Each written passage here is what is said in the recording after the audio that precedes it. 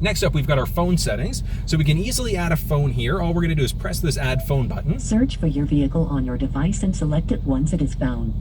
And on your device, you're just going to make sure that Bluetooth is turned on.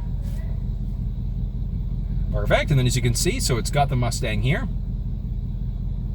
Confirm that the pin displayed on sync matches the pin displayed on your device. Well, the pin matches, so we're going to hit pair and yes.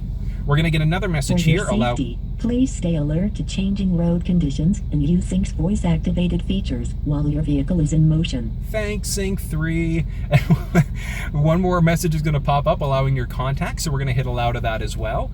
Now, 911 Assist, the only way you're going to be able to use that is if your phone is connected. So we're just going to hit yes to that as well, and then automatically download our contacts when the phone is connected.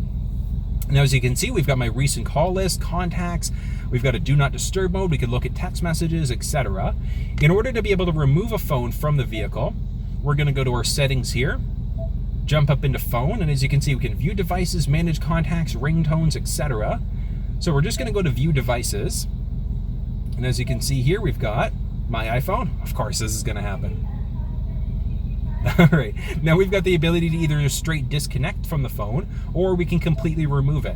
So if we hit remove, yes, the phone's now gone. Jumping back into phone, as you can see, there's no more phone, so my phone's no longer connected to the vehicle.